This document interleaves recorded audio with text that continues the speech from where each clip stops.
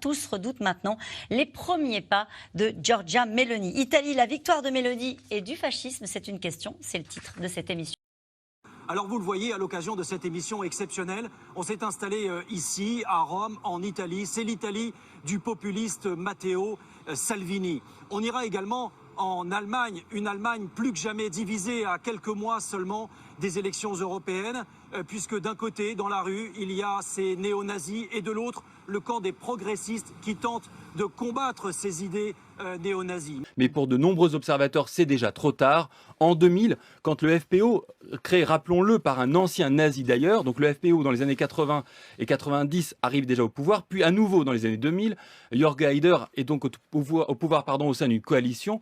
Alors à ce moment-là, le grand historien autrichien Georg Schmitt se pose la question qui fâche: comment expliquer cette surabondance de haine en Autriche? Et sa réponse trouve ses racines dans l'histoire. Il répond: la dénazification après 1945 fut un échec.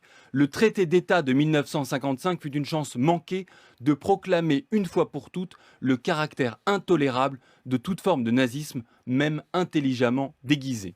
Et pour terminer, en 2013, une enquête menée par un journal autrichien révélait que 42% de la population considérait que, je cite, la vie n'était pas si mal sous les nazis.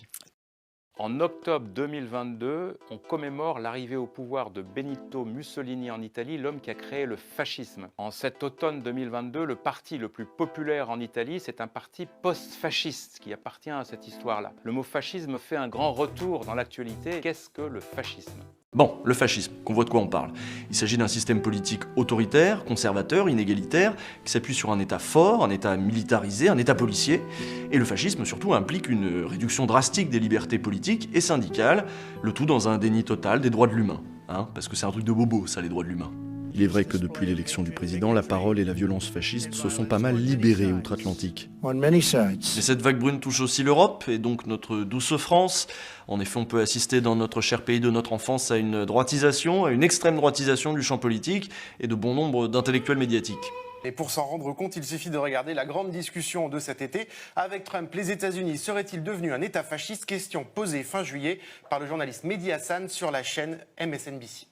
For far too long, we have shied away from saying the F word. For a lot of people, calling Donald Trump a fascist was just ad hominem, a lazy political insult. It was the liberal who cried wolf.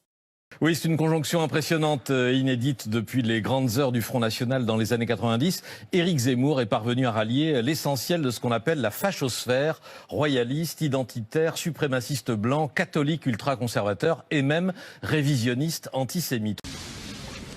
En Italie, le Premier ministre sortant, Mario Draghi, a passé le flambeau ce dimanche à Giorgia Meloni du parti post-fasciste Fratelli d'Italia. Pour ce soir, nos invités vont parler de la fachosphère, un terme qu'on utilise beaucoup, mais en fait une réalité que l'on pense peu et que l'on observe mal. On avait, avec Maxime, recensé un petit peu comme ça le top 100 de la fachosphère, et on s'était aperçu que c'est plus de 100 millions de pages vues par mois. Ce qui en fait quand même l'audience cumulée d'un certain nombre de grands médias très connus.